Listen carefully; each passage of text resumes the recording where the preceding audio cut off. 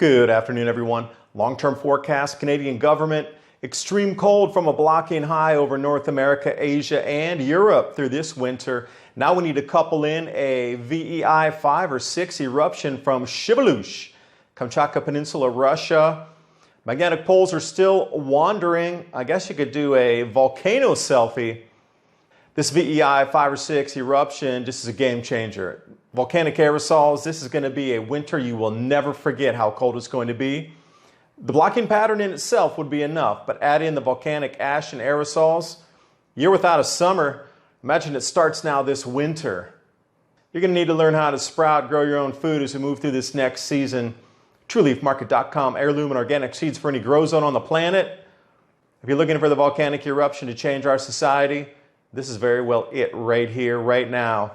Welcome to the new world we're entering with crop shortages already, and now we have this major eruption in the Northern Hemisphere.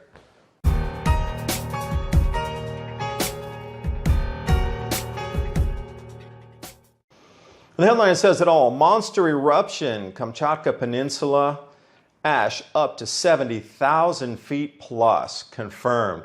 I said, really? I thought the corporate media would have jumped on this and been all over it. Oh, it's global warming. It's going to have some effect on the climate. Yeah, it is. It's going to have a cooling effect. That's why they're not talking about it, because how are they going to weave this into the narrative here? Runaway global warming, yet this single eruption is going to drop northern hemispheric temperatures. Here we are, Civilized Volcano, Volcano Discovery. This is an excellent source. Come here first to double check to see if there's truly eruptions or some activity. They follow earthquakes as well. Sure enough, 70,000 foot plume. So where is this exactly? Kamchatka Peninsula, you've heard of it. Where is it? North of Japan, going toward the Arctic Circle. Ash, ash, ash everywhere you look. And just about 2 weeks ago, there was another 47,000 foot eruption. And you can see that from the Homwari 8 satellite. Now, also taking a look here at the magnetic polar wander. I talk about this in my presentation. Winter is coming. We can see where the magnetic poles are moving in that direction, but not directly over Kamchatka. So is it an outlier? Yes. Is it because of the magnetic polar wander? Hard to say. But I will say one thing. The North Pole is definitely not the North Pole anymore. It is moving and continues to trek 50 to 60 miles. That's 1 degree latitude per year now. That would explain a lot of the weather changes that we're having. But remember, go have some fun during all this tumultuous time. Volcano selfie. This will be one of the last opportunities in our current civilization for you to take advantage of international travel, abundant food supply, being able to just go on holiday, relax, chill out, swing in a hammock, and forget your worries, because next year in 2021, wow, things are going to change so swiftly. You'll get a good indication this year with the cooling in terms of the blocking high and the volcanic ash and the aerosols, how we're going to cool.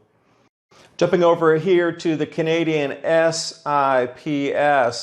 It's a long-term forecast for blocking highs, or it could be a low as well. That's over the Arctic Circle. What they do is they give a longer-term forecast on how the pressure systems are going to affect the winter or the summer coming up. Obviously, we're heading into winter, so blocking high means exceptional cold, displacing cold air over North America, Asia, and Europe.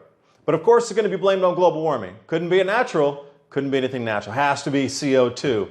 So look out for the CO2. Wow, bandwagon. The blocking high, it's because of CO2. They saw this back in the late 1970s.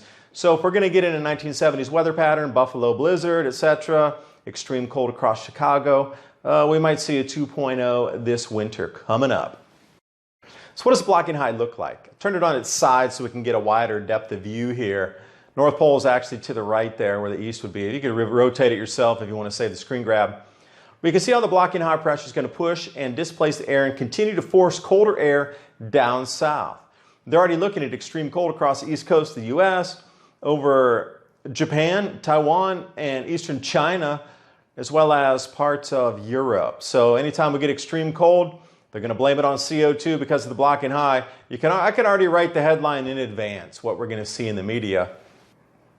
And I talk about this in the presentation I did, Winter is Coming, Cycles of Change and Transition. It's a full 1 hour and 10 minute MP3 that accompanies 100 plus slides. explained in pictures with a little bit of commentary in there, and you can get a better visual representation of how I see, along with so many others, how this unfolding of the grand solar minimum along with volcanic eruptions that we just had talked about 8 months ago, that we're going to start to uptick and we get into the VEI 5-6 range and then look for a VEI 7. And when you see that, absolutely the very next winter we will have, well, the coldest temperatures in hundreds and hundreds of years, but our crops will be right along with that, the lowest yields in hundreds of years. So they do go hand in hand. Presentations listed in the description box below. The link's there. You can take a look at that. I appreciate your support. It's another way to support Adapt 2030 and myself, David Dubine here. And I will see you next video. Thanks for watching. Hope you got something out of the information.